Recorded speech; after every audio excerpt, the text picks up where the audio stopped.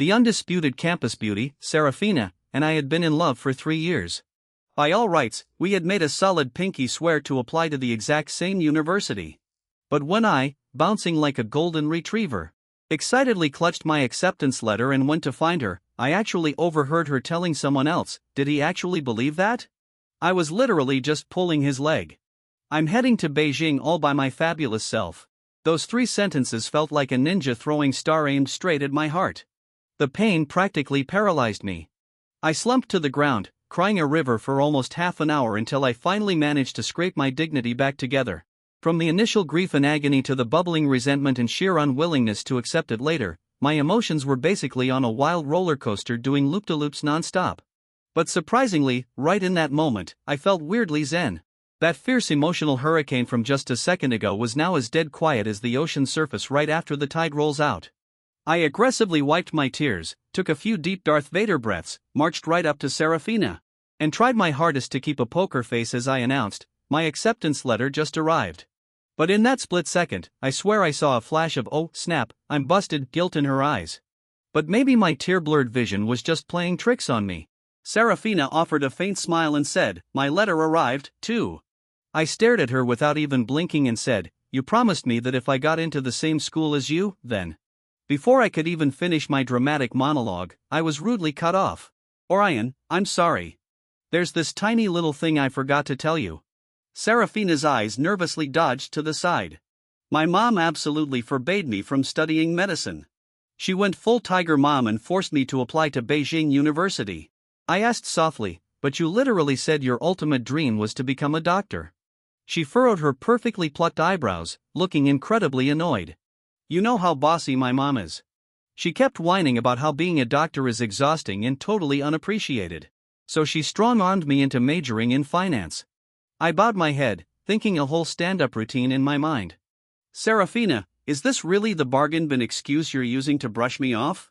Do you seriously think anyone would buy this script? Yes, your mom is tough, but since when could she actually force you to do anything? Every time you two argued, didn't it always end with her waving the white flag and giving in?" But I swallowed those spicy comebacks. I just looked up at her and calmly asked, "So, I guess this means we won't be attending the same university anymore, right?" Serafina lowered her head, switching to her sweet-talking voice to coax me. "I'm so sorry, Orion. Please don't be mad. How about I treat you to a fancy lobster dinner tonight? Besides, it's not like we're cutting off contact forever. We can still call and FaceTime like usual." I didn't utter a single syllable. I just dramatically turned on my heel and walked away. "Serafina, you are officially cancelled from my life. I will never contact you again." During the summer vacation, she did ask me to hang out a few times, but I dodged every bullet by making up random excuses. After that, she stopped calling me, too. But I still frequently saw the updates she posted on social media. She was completely unleashing her wild side, dragging her squad on a cross-country tour from south to north. A few days ago, she was chilling in Tibet, and a few days later, she was already roaming in Inner Mongolia. Today, when I opened my social media, I saw a photo of her having a blast at the beach.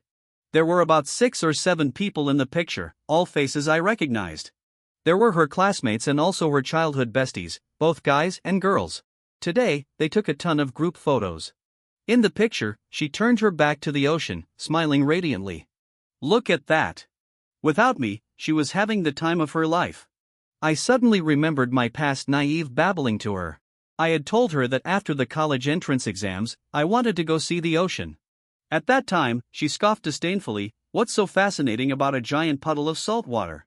So, it turned out it wasn't that she didn't like the ocean. She just didn't want to go see the ocean with me. Having him stick to me like superglue 24/7 is honestly kind of annoying. This was the exact quote she said that day. But I had never known. So, it turned out she despised me that much. Despised me so much that she purposely fed me a lie about wanting to be a doctor, making Beijing University her target. So, that when I applied to Beijing, she quietly pulled a fast one and applied to Nanjing University instead. Did she really hate me to that extreme? Was she that terrified of going to the same school as me? But hey, I'm not totally shameless. I actually have a functioning ego. If I had known earlier that she was sick of me, I wouldn't have clung to her leg every single day. Clearly, I had also once felt her genuine fondness for me. Serafina and I were basically childhood sweethearts. We grew up together since the diaper days. Our family and her family had been next-door neighbors for over 15 years. We first met each other in kindergarten. At that time, my family had just moved and I, having to go to a brand new kindergarten, couldn't see my old buddies anymore. So I cried a literal waterfall. That morning, Serafina trotted over, handed me a lollipop, patted my head, and coaxed, "Such a handsome little brother, if you keep crying, you won't be pretty anymore." From then on, I became Serafina's personal little tail. Wherever she went, I followed. Not just at kindergarten, but at home, too. After discovering that I was her next-door neighbor, every time we got home from kindergarten, I didn't even bother stepping through my own front door. Instead, I sprinted straight into her house. My mom was completely helpless. Meanwhile, Mother Sarah just smiled until her eyes turned into little crescents, joking that she had scored a free son. Actually, Serafina's parents were pretty shocked, too, because before this, she absolutely loathed playing with boys, claiming that boys were way too barbaric. Mother Sarah once asked her, "Sarah, why do you like playing with Orion so much?" Serafina pinched my cheeks and declared, "Because little brother Orion is super handsome. When he smiles, he even has dimples. I like watching him smile." I grinned goofily, showing all my teeth. "I like playing with you, too, big sister." Under the endless pampering of both sets of parents, even the neighborhood aunties, uncles, and the girl next door treated me incredibly well. From childhood to adulthood, I practically had zero worries. I just grew up carefree and clueless. But people who are spoiled rotten from a young age usually end up being hopelessly naive. Until I hit high school, I still thought I was just a little kid. Towards Serafina, I always genuinely saw her as an older sister. However, it was Serafina herself who took the initiative to close the gap between us. She made me realize that I had grown up and that I could actually have the thoughts of a grown man. The very first time I received a love letter was in 10th grade. I was completely dumbfounded, never expecting a girl to actually like me. Driven by pure curiosity, I spilled the tea to Serafina. Unexpectedly, her face instantly darkened like an approaching thunderstorm. "Orion, you are only in 10th grade. Absolutely no puppy love allowed." Her tone was as serious as a judge. "Of course not. It's not like I like that girl anyway." I replied immediately without a second thought. "But do you mean that later on, if you meet someone you like, you'll start a high school romance?" She tensed up and grabbed my hand tightly. "I don't know either. Orion, I absolutely forbid you from liking anyone else." Serafina stared a hole into me, emphasizing every single syllable. In her eyes, it looked like a literal bonfire was blazing. Intense emotions were surging. In that exact moment, it was like I got hit by a lightning bolt of realization. Could it be? Was it exactly what I thought? Did Serafina like me? I'd been heavily brainwashed by too many cheesy K-dramas, so my brain instantly started projecting all sorts of sugary sweet romantic scenarios. Only the main characters were replaced by me and her.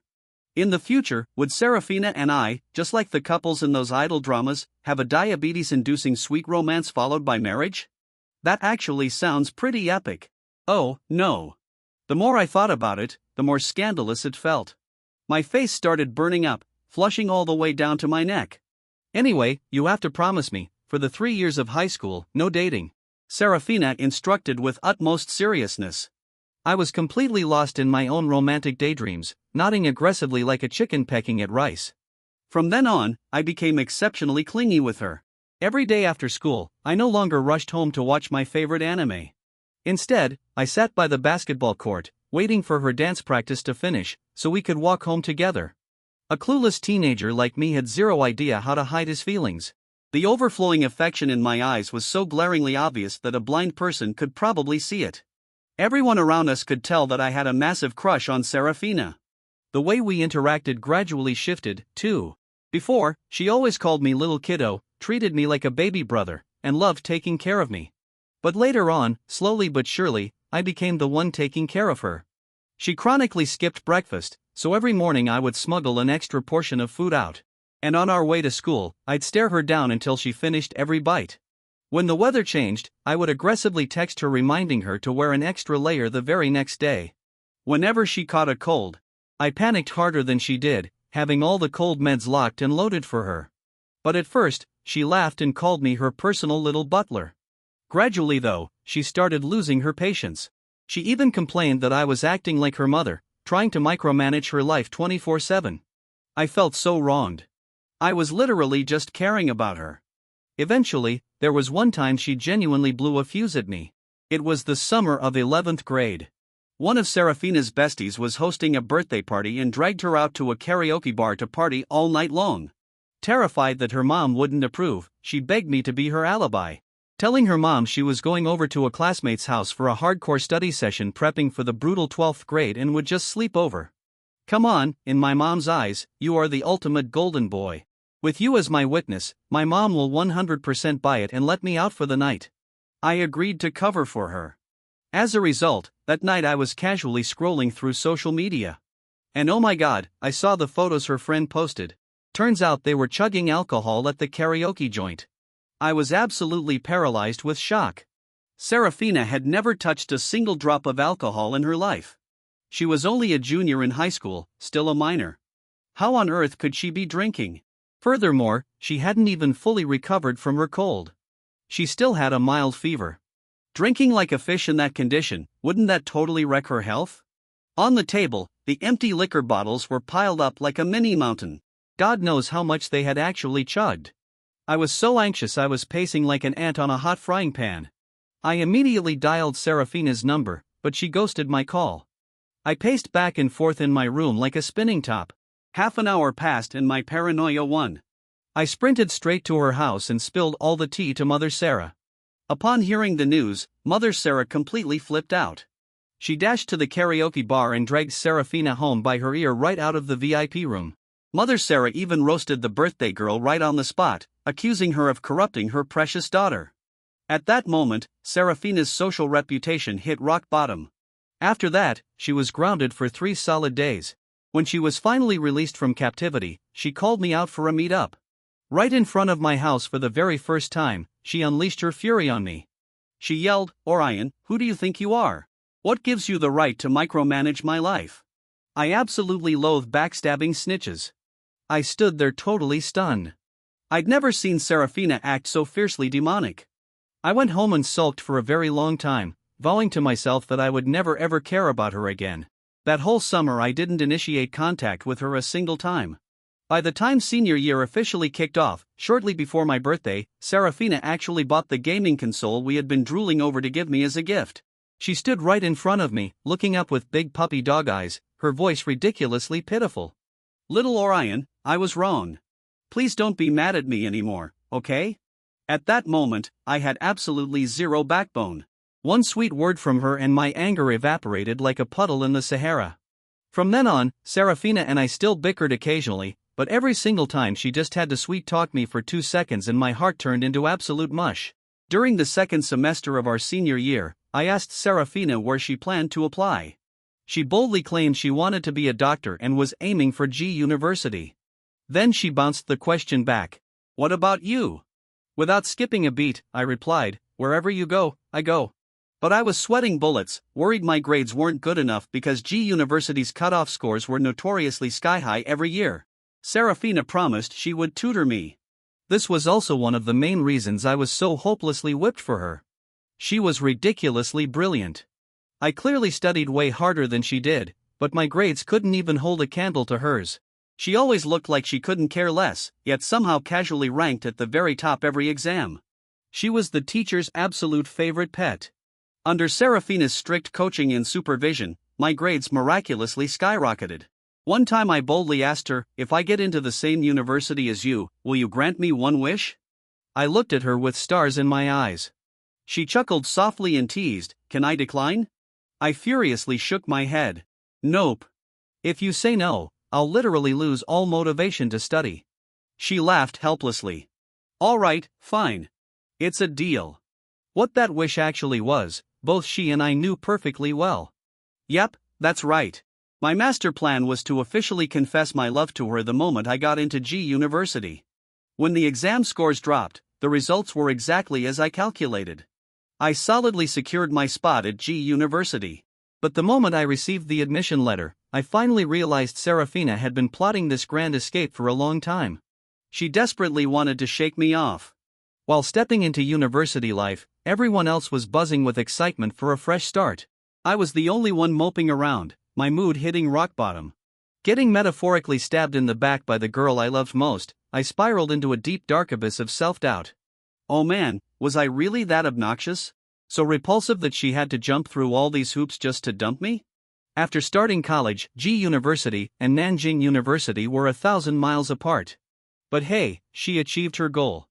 Meanwhile, I wandered around like a low-battery zombie, aimlessly drifting through my entire first semester of college.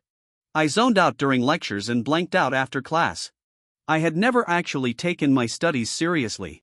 Compared to the hardcore med students around me who were basically burying themselves in textbooks, I felt like a total alien. Truth be told, I had zero interest in medicine to begin with. I had never even entertained the thought of becoming a doctor. Back then, purely because I was blinded by my crush on Serafina, I blindly picked this school.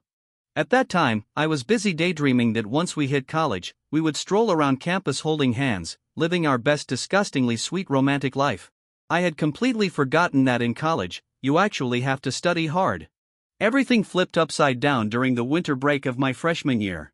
After the semester ended, I hopped on a flight back home. Mid-flight, a passenger sitting next to me suddenly had a massive heart attack, to the point where he even stopped breathing. Encountering a crisis like this for the very first time, I was so terrified I froze like a deer in headlights. Then, the flight attendants and other passengers also went into full panic mode, clueless about what to do. Right at that critical second, an elderly passenger sprang into action. He immediately performed CPR on the patient. 20 grueling minutes later, the patient finally started breathing normally again. By the time the plane touched down, he had regained consciousness. The moment he opened his eyes, many passengers around us were literally crying tears of relief. Just a hair's breadth away, a human life could have vanished right before our very eyes. But now, he was brought back from the brink of death. Witnessing the doctor snatch a life back from the Grim Reaper right in front of me, my heart experienced a monumental earthquake. Up until that very moment, I only vaguely knew that a doctor's job was to save people, but this was the first time I witnessed the absolute magic of fighting for survival. Who knew a pair of hands that could rewrite destiny could be so incredibly badass? Without even realizing it, I thought I want to become a badass like that, too. For the first time in my existence, I felt a burning hunger to pursue a career. I wanted to be a doctor. For the entire winter break, I locked myself in my room, desperately cramming to relearn all the knowledge I had snoozed through during the first semester. I didn't step outside. I didn't text Serafina. I didn't see her once. I didn't even bother to find out if she came home for the holidays or not. For the rest of my college years, I poured every ounce of my soul into studying. Studying medicine is no joke. It's brutally exhausting. I swear it was more draining than my senior year of high school. Every single day, I crawled out of bed before the sun even thought about rising and studied until the dead of night before dragging myself back to the dorm. My schedule was packed to the brim. There was literally never enough time. For years of college, I practically never went shopping or hung out for fun, but the blood, sweat, and tears paid off. I snatched the scholarship every single semester. The professors actually started remembering my name. Staying insanely busy was the ultimate remedy to cure all my pathetic emotional weakness. Slowly, but surely, Serafina faded from my mind. Only occasionally would I catch wind of her gossip through our old mutual friends. Turns out she bagged a boyfriend during the second semester of her freshman year. He was the literal campus god of their school. But that romance only lasted for a little over 3 months before crashing and burning. Over the next 3 years, she went on to date a string of other guys, but not a single relationship managed to survive past one semester. The first time I saw a picture of her and her boyfriend in our high school group chat, I felt absolutely nothing. I knew then that I had 100% moved on from her. In my senior year, I finally started dating. My girlfriend was a sophomore named Lyra. She was a prodigy at the art academy, and so drop-dead gorgeous it felt almost illegal. Thanks to my professor's stellar recommendation, I scored a gig at the art academy as a medical assistant. That's when it hit me. Wow, our university actually had an entire art department. Every single student there was an elite special admissions talent. Their curriculum had absolutely zero overlap with med school. Looking at us miserable med students grinding our lives away in books every single day while they lived stress-free lives. Deep down, I was a mix of intense jealousy and hardcore admiration. The first time I set foot in the art academy and saw the members practicing, I was completely floored. That physique, that aura, it literally opened up a whole new universe for me. I stared so hard my eyeballs almost popped out. Lyra was the captain of the dance team, and officially the person I sneakily stared at the most. Every time she danced, that sheer confidence mixed with a dash of arrogance in her eyes completely glued my eyes to her. Who would have guessed that after the very first time I helped bandage a scrape on her knee, she would boldly confess her feelings to me? It was so direct that it totally caught me off guard. My brain flatlined. I could only reply purely on autopilot. Sure, okay. Later on, I heard the piping hot tea from her teammates.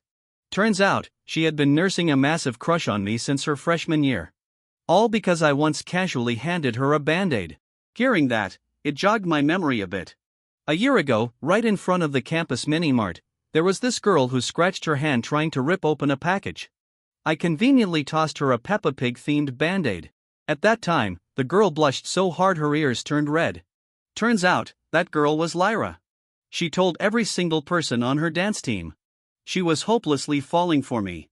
She even stalked me to my elective classes, just to get a 5-second glimpse of my face.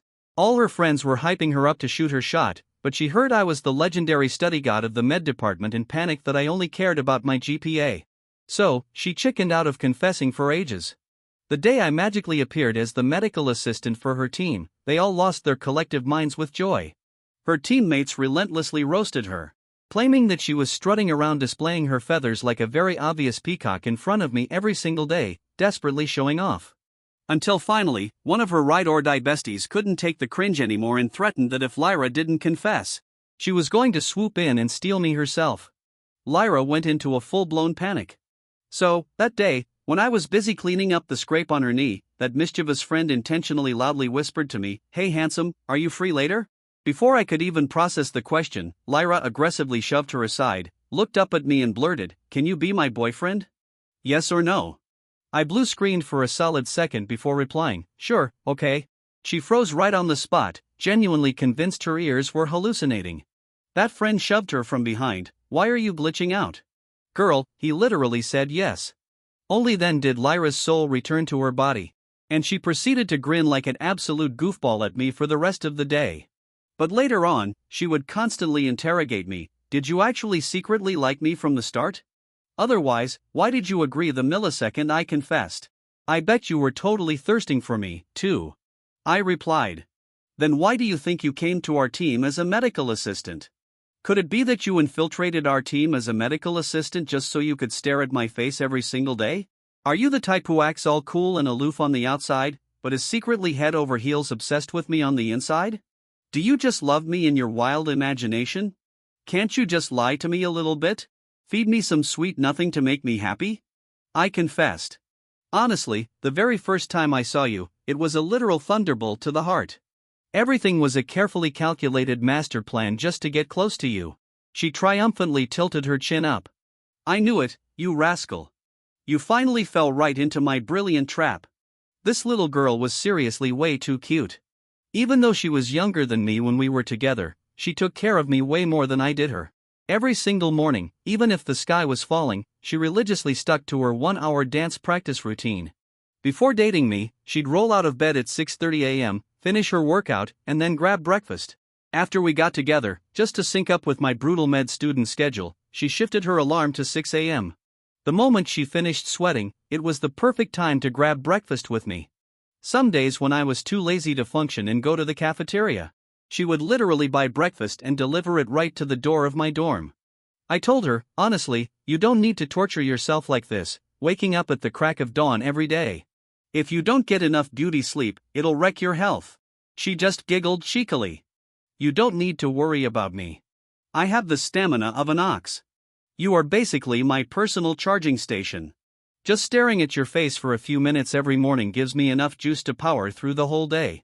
Maybe it was because Lyra was just so exceptionally good at pampering people. Dating her made me realize that love could actually be ridiculously sweet. We practically never argued because every time our opinions clashed, she would just happily let me win.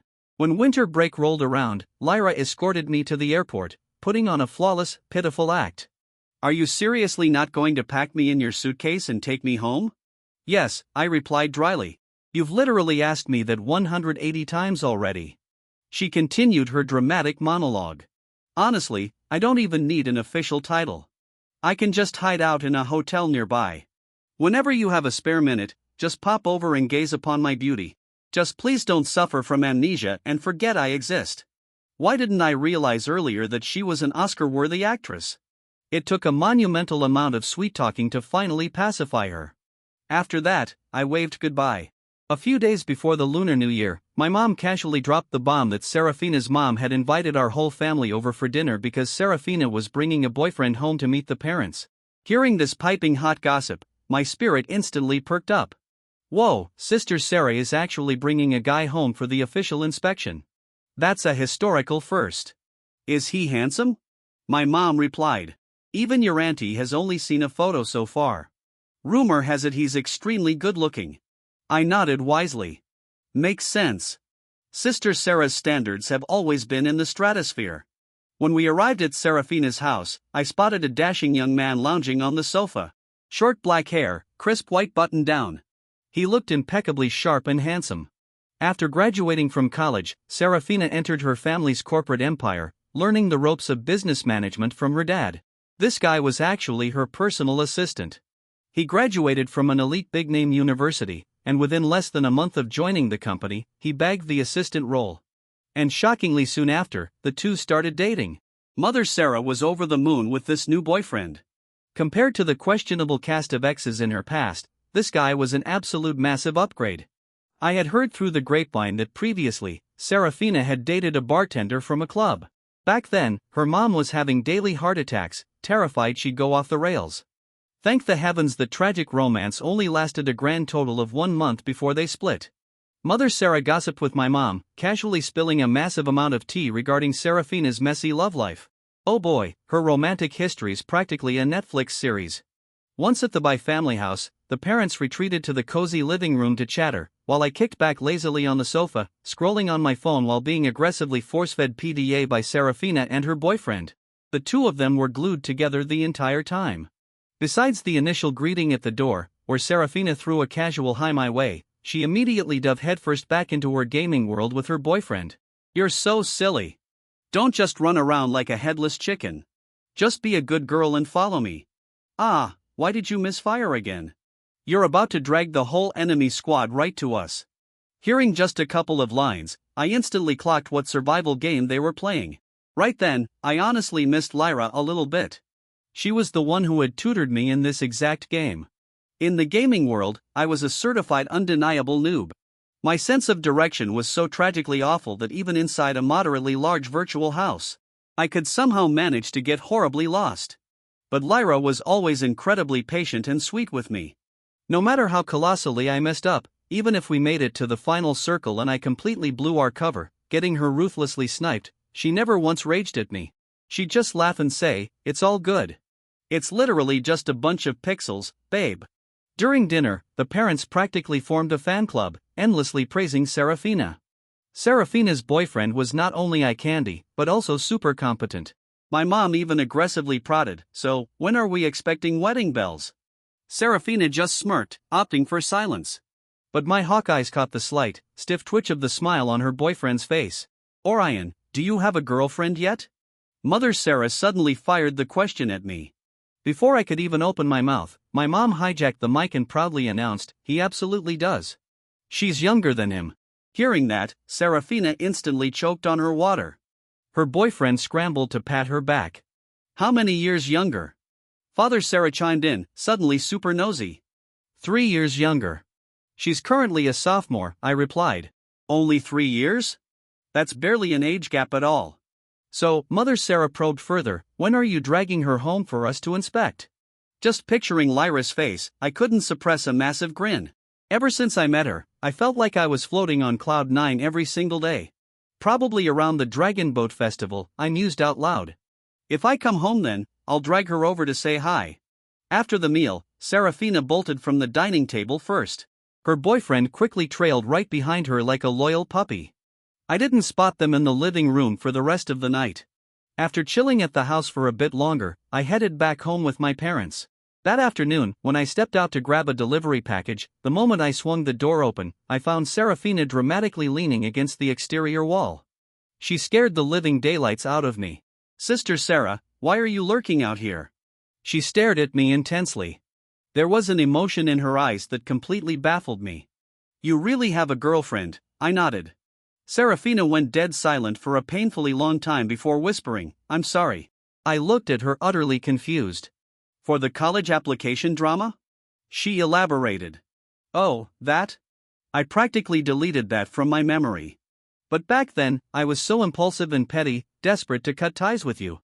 So, I totally fabricated the whole I want to be a doctor thing. I knew that if I put down med school, you would 100% blindly follow me and apply to the exact same place. At that time, I just selfishly wanted to do whatever the heck I wanted without giving a single thought to how you'd feel." Serafina's voice carried a heavy dose of bitterness. "Med school is absolute torture. Plus, you have to suffer through a combined bachelor's and master's program, which devours so many years. Before all this, you never even had a fleeting thought about becoming a doctor. Studying must have been pure agony for you." I smoothly cut her off. "Not at all, Sister Sarah. I actually genuinely love medicine now. Sure, when I first started college, I was moping around in a depressed funk for a while. But later, I completely overhauled my mindset and fell head over heels for the medical field. Right now, my ultimate goal is to become an elite surgical badass. Since sophomore year, I've snatched the scholarship every single time, you know. I'm pretty amazing," I proudly declared. "Of course I am," she offered a supportive smile. "Well then, I wish you massive success." I rubbed the back of my neck awkwardly. "Sorry about the past, Sister Sarah. Back in the day, I stuck to you like an annoying barnacle. I definitely caused you a ton of headaches. I was way too immature back then. So, please just wipe the slate clean, okay?" Serafina let out a sad little laugh. "Orion, you were never ever a headache to me. The one who was ridiculously immature was me." When the new semester kicked off while Lyra and I were in the middle of a cute date, I shockingly received a phone call from Serafina. "Orion, are you free tonight? Let me buy you dinner." She cut right to the chase. I replied totally baffled. "Wait, you and I aren't even in the same zip code. How are you going to buy me dinner? I'm here on a business trip." Then she dropped another bomb. "I already have plans with Lyra tonight to grab food together." "Lyra, your adorable little girlfriend?" "Exactly. The two of you come together. It's not like I'm a cannibal." She chuckled. "All right then. I'll swing by your campus at 6 p.m. to pick you guys up." After I hung up, Lyra looked at me completely puzzled. "Who was that?" "An older sister from my neighborhood. Said she's in town for work and wants to treat us to dinner tonight." When 6 p.m. rolled around, my phone buzzed right on the dot. Serafina announced, "I'm already parked outside your dorm building." I was genuinely shook. "I never even gave you my dorm building number." "That's hardly a CIA-level secret," she replied, stating the obvious. "Even if you didn't tell me, aren't you the legendary study god of your department?" I literally just grabbed a random student and asked. I frantically dialed Lyra, ordering her to hustle down to my dorm for the meetup. When I got downstairs, I saw Lyra already waiting by the entrance. I jogged over, grabbed her hand, and dragged her along. Parked right outside the dorm was a sleek, jet-black luxury car. Just glancing at the badge and the absurdly sleek design, anyone could tell this ride cost a small fortune. Cars that scream filthy rich like this are a rare species inside a humble, broke college student campus. It was successfully acting as a magnet, making tons of passing students stop and stare. But the most outrageous part was, standing outside that ridiculously expensive car was a stunning, youthful beauty dressed to the absolute nines. I absolutely did not want to become the main character of tomorrow's campus gossip column, so I yanked Lyra and sprinted toward the car. I locked eyes with Serafina and frantically signaled, "Go, would go, would go." Since she had a chauffeur, Lyra and I slid into the back seat while Serafina took the shotgun seat. Once the engine purred to life, she looked back and teased, "Why are you acting like you're fleeing a crime scene the second you got in?" I laughed, completely exasperated. Asterisk asterisk asterisk asterisk. Both your ride and your entire vibe are way too aggressively flashy. I'm not trying to be a public spectacle, thank you. She softened her tone. Sorry. That was a rookie mistake on my part. The restaurant she picked, just one peek at the decor and my wallet mentally started crying.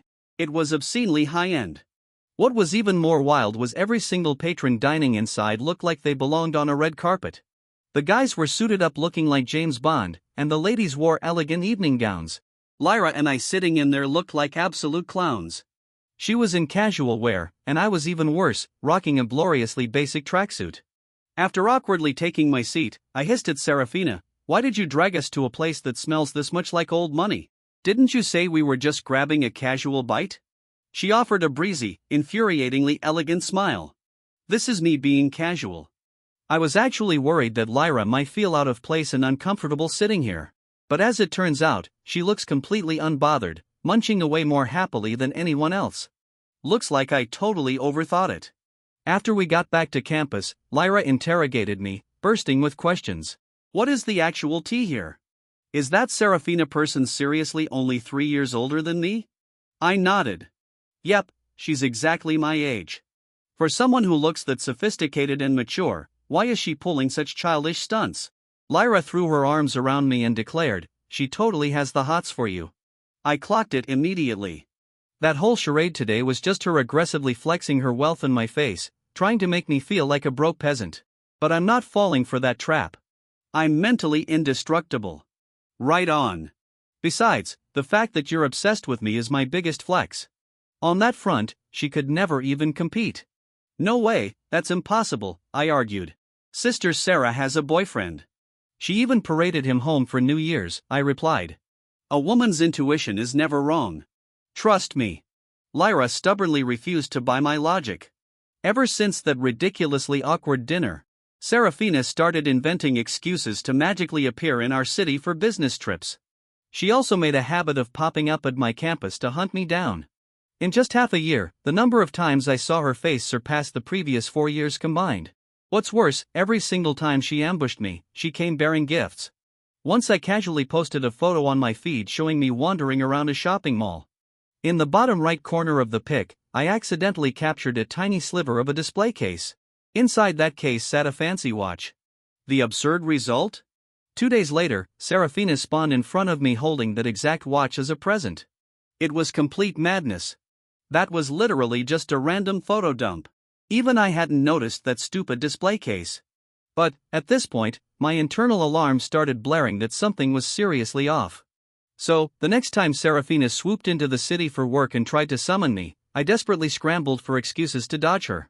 After rejecting her 3 times in a row, she straight up called me out. Are you hiding from me? No, no way. I've just been genuinely swamped lately. I played the fool, trying to sound innocent. I don't even have a second to breathe, let alone spend time girlfriend. Lyra has been nagging me non-stop about it. Please don't waste your precious time on me. Just drop the address and I'll sprint over, say hi for exactly 1 minute, and vanish. Serafina stated, Sister Sarah, I'm currently trapped in a top-secret lab experiment. My advising professor is a total dictator. It's incredibly inconvenient right now. I firmly shot her down. Fine. Then I'll camp out under your dorm building. You have to come back and sleep eventually, right? I literally just need to look at your face for a second, and then I'll leave. Her tone was pure, unadulterated stubbornness. I sighed heavily. Looked like this was a boss fight I couldn't skip. That night, dragging myself back to the dorms, I found Serafina standing guard downstairs exactly as promised. This time, she wasn't rolling in her obnoxiously flashy Batmobile, nor was she draped in designer labels that cost more than my tuition. She had purposely dressed down in totally normal clothes. Chestnut pastries. Your mom specifically begged me to deliver these to you. She hoisted the pastry box in her hand like a trophy and said, You can't reject a gift from your elders. Checkmate. I couldn't dodge this one. After a moment of internal screaming, I finally caved. Sister Sarah, let's go find a spot to sit down and hash this out. We ended up at a dingy little bubble tea joint right outside the campus back gate. The shop was cramped, the tables were plastic. Serafina, with her impeccably groomed vibe, looked like a swan that accidentally landed in a mud puddle. In this greasy little space, I could easily tell that she hadn't stepped foot in a joint this low budget in a very, very long time, right? I fired the first shot. Without even realizing it, we've mutated into people from 2 completely different universes. You are a powerhouse boss lady who glides in and out of VIP lounges, while I'm just a broke med student violently slamming my head into textbooks every day. Orion, stop deliberately building this massive wall between us. Serafina's voice was dripping with melancholy. Hearing you say things like this genuinely crushes me, but I'm just stating facts. Growing up side by side was our special little fate. But after that college entrance exam fiasco, we officially picked two totally different skill trees. That fate of ours reached its expiration date, I stated bluntly. That is the single biggest regret of my entire existence. Serafina's eyes were swimming in a pool of sorrow that I absolutely could not comprehend. If I had known that pushing you away would end up like this, I would have rather chewed glass than do it. Youthful stupidity. Only now do I truly grasp how those two words can totally nuke a person's entire life. She stared intensely into my soul as she delivered this dramatic monologue. Honestly, not long into my freshman year, I was already drowning in regret. Orion, do you have any idea what it physically feels like to miss you? Before, I always found you incredibly annoying when you clung to me. I just wanted to amputate you from my life to get a taste of sweet freedom. But when I actually succeeded in ditching you, when you completely evaporated from my orbit, I finally realized I functionally cannot survive without you. She propped her head in her hands, looking absolutely defeated, and continued. But my dumb self didn't realize how crucial you were out of my ecosystem. You were basically like oxygen, completely invisible, but lethally necessary.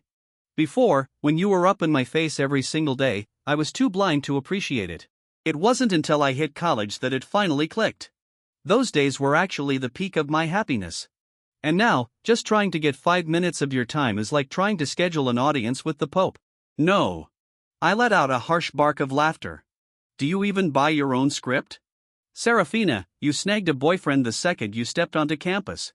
Throughout your college career, the sheer number of boyfriends you cycled through requires more than 2 hands to count. And now you're trying to pull this deeply devoted, tragically in love act with me? At this point, my patience had officially left the chat. Honestly, I didn't want to breathe the same air as this person for another second. Originally, because our families were next-door besties and the older generation was super tight, the college application was such a monumental life choice. Yet, she treated it like a cheap prank. But hey, water under the bridge. For the sake of our family's peace, I decided not to hold a grudge. But that absolutely did not mean I endorsed her toxic personality. On the surface, I could fake a polite smile, purely for the parents' benefit.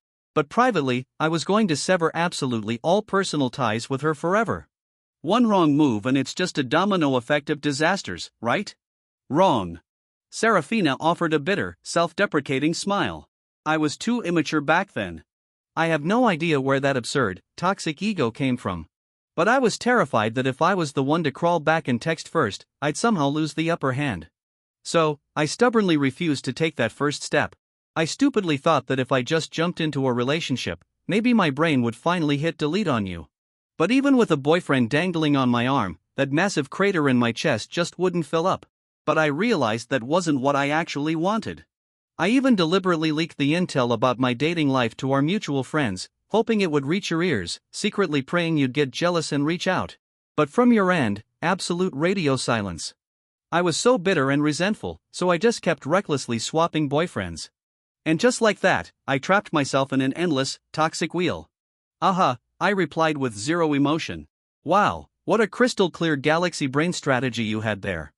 So, what you're saying is you've been madly in love with me this whole time, and your genius way of expressing that was to speed run through 1,000,000 boyfriends?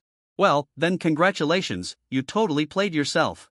Yes, I totally deserve this karma, she confessed, not even trying to dodge the bullet. When I found out you officially had a girlfriend, it finally hit me like a freight train. All these years I had been living in pure delusion. Turns out you weren't just throwing a long-term tantrum. You had actually permanently moved on. I was just too arrogantly confident that all these years you were sitting around refusing to love anyone else. I honestly thought you were faithfully waiting for me. Serafina, no one in the history of the universe is going to wait around for someone else forever. I'm not that brain dead. And frankly, you're not worth the wait. I know I lost the right to ask you to wait. It's my fault. I woke up to reality way too late. She frantically lunged forward and grabbed my hand. Orion, I can rebrand. I can change. You have a thing for cute, gentle girls like Lyra, right? I can totally act like that, too. From now on, whatever flavor of girl you want, I will magically transform into her. Could you just please give me a respawn? One more chance? I ruthlessly yanked my hand back and delivered the ultimate ice-cold reality check. I have a girlfriend, and I am hopelessly in love with her. Besides, you literally have a boyfriend, too. We broke up. We dumped each other right after New Year's. I'm officially single right now. Her voice was vibrating with frantic desperation. That sounds like a you problem, I replied with the calmness of a monk. But listen closely, I am never ever breaking up with my girlfriend. This is the absolute last time I am ever seeing your face. Do not stalk me anymore. You're being incredibly annoying. As I forcefully shoved my chair back and stood up to leave, I caught a glimpse of Serafina collapsing onto the sticky table, her shoulders shaking violently. After that cinematic meltdown, Serafina finally stopped haunting me. Thank God. Looks like she finally screwed her head on straight. My relationship with Lyra was solid as a rock, constantly running on a disgusting level of sweetness. After surviving grad school, I successfully infiltrated the city hospital back in my hometown. I evolved into the badass surgeon I always dreamed of being. The daily grind was brutal, but the honeymoon phase between me and Lyra literally refused to die. She constantly treated me like absolute royalty. On the days when I was stuck pulling hellish back-to-back on-call shifts, she would magically appear at the hospital with top-tier nutritious food drops. During my pathetic 30-minute scraps of break time, she would sit there and feed me. No matter how chaotic her schedule was, she always hacked the matrix to come see me. Even my own mother was mind-blown, declaring, "Lyra treats you way too well. She bends over backwards for you. If you ever dare to break that poor girl's heart, I will disown you." The year I turned 28, Lyra was 25.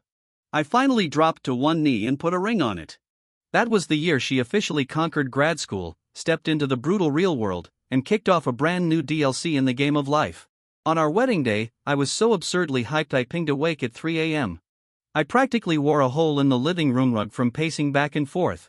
In just a few short hours, I was going to retrieve my stunning bride. Starting from today, we were going to hold hands and confidently stroll through the rest of this chaotic life together. The more I thought about it, the more I felt like I had chugged 10 energy drinks. That morning, I literally had to slap on makeup just to hide the massive dark circles under my eyes. I even had to aggressively powder my face. As a guy, wearing a full face of makeup for the first time felt incredibly bizarre.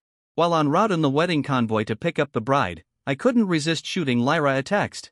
I layered on the pathetic puppy dog tone, "Haven't seen you in 3 entire days. Missing you like crazy. From now on, we get to stare at each other's faces every single day.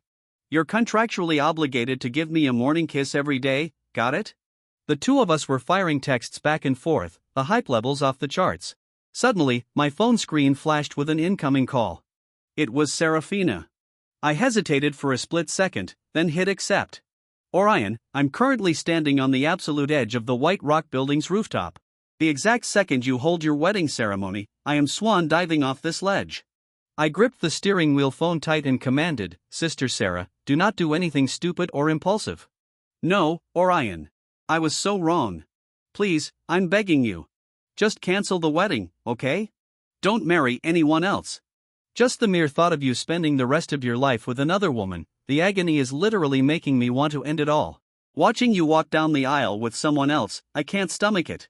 I genuinely cannot survive it." Her voice was choking on violent sobs. "Lyra and I fell in love, and now we're getting married. There is zero crime committed here, and we haven't wronged a single soul," I stated, keeping my voice chillingly calm. "I don't care.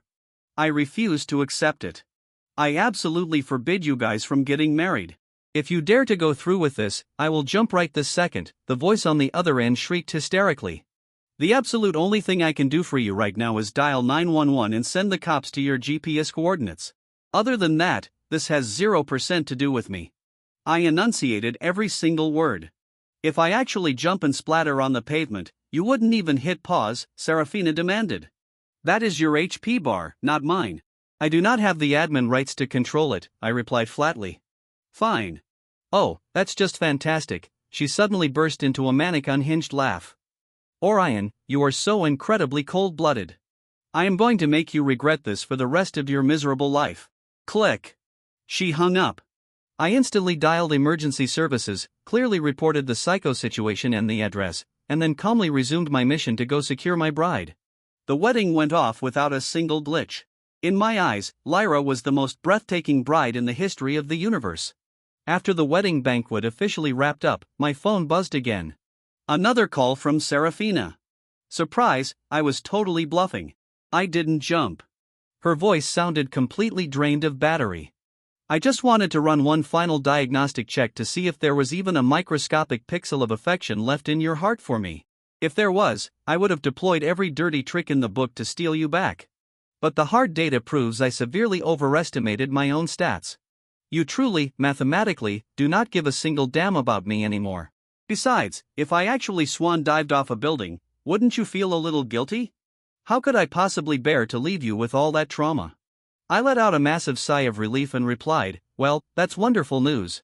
After a brief pause, Serafina finally spoke, Orion, I hope you have a happy life. Thanks. I am currently living my absolute best life. My post-marriage life with Lyra was practically a cheat code for happiness. So sweet it made everyone else violently jealous. We even miraculously spawned a pair of ridiculously cute twins. I was the textbook definition of winning at life. The Serafina family and my family still hung out regularly, keeping the neighborhood alliance strong. When Serafina hit her 30s, unable to withstand the boss-level nagging from her parents, she finally caved and went on a blind date. Plot twist, she actually ended up getting married, but less than a year into the marriage, she hit the divorce button. Mother Sarah sprinted over to my house to vent all her grievances to my mom. I accidentally eavesdropped on a phone call between her and her ex-husband. That's when I found out that those two little schemers had a fake contract marriage. Her ex-husband is apparently still tragically pining for his deceased ex-girlfriend, swearing a blood oath to never love again. And my ridiculous childhood friend literally has zero interest in romance. She was just so annoyed by our constant nagging that the two of them teamed up and signed a treaty. They just got married to troll the parents. And yep, exactly 1 year later, just as the contract dictated, they instantly divorced. And now look at this mess. The family is breathing down her neck to remarry. And those two trolls just shoot back. Why remarry? Just to get divorced again? When she dropped that nuke, us boomers literally had our jaws on the floor, absolutely speechless. The more Mother Sarah ranted, the more depressed she got, and the waterworks started. Does she even view marriage as a serious institution? She marries when she feels like it, divorces when she's bored. How on earth did I spawn a daughter who was this chaotic and irresponsible? My mom could only pat her back and desperately try to run damage control. Serafina's parents were completely out of options, terrified that if they pushed her too hard, she'd pull an even crazier stunt. They finally surrendered. So, after that, Serafina just stayed single, refusing to ever remarry. Once during a fancy financial magazine interview, the host asked her why she was still flying solo. She flashed a lazy, arrogant smirk. I fumbled the person I loved the most, and then I discovered a massive bug in my system. I literally forgot how to love anyone else. So, rather than dragging some poor innocent guy down with me, I just stay out of the game. Sitting right next to me on the couch at that exact moment was Lyra. Her eyes instantly locked onto the screen, narrowing suspiciously. My husband's survival instinct immediately kicked into overdrive. I ninja snatched the TV remote and aggressively changed the channel, laughing nervously while loudly announcing, wow, holy smokes, who would have thought she actually had a person she loved the most? Gee, I wonder which absolute legend managed to pull that off. Definitely not me. My little daughter, who was busy playing with her blocks on the rug, suddenly popped her head up and asked, Daddy, who is the person you love the most? I aggressively tackled Lyra, who was sitting next to me, into a massive bear hug and shouted, obviously, it's your gorgeous mother. No way. My daughter aggressively pouted her lips in protest. Mommy belongs to me. The person Daddy loves the most has to be me. And just like that, my toddler daughter and I engaged in a fierce, high-stakes debate, bickering exactly like two kindergartners. Realizing she couldn't win the verbal spar, my daughter resorted to her ultimate weapon, bursting into dramatic, wailing tears. Lyra frantically scooped up the crying gremlin to pacify her, glaring daggers at me while soothing the kid. Are you seriously beefing with a toddler? What is wrong with you? I honestly have zero words for your maturity level. My little son also waddled over, brandishing a toy to try and bribe his screaming sister. I surveyed the absolute disaster zone of a living room, buried under a mountain of toys. I looked at my dramatically sobbing daughter, and then looked at my exasperated wife and tiny son patiently trying to do crowd control. Deep down in my core, I felt a massive, overwhelming wave of pure happiness. I pushed myself off the sofa and began my daily, soul-crushing quest of picking up the scattered toys. Every single day this side quest seriously tested my sanity and patience. But weirdly enough, I absolutely reveled in it. Because what is life really? Isn't it just about digging out those warm fuzzy little moments from the chaotic messy pile of everyday garbage? The daily grind, the bills, the noisy messy breathing of ordinary life. This right here is my own little slice of perfect happiness.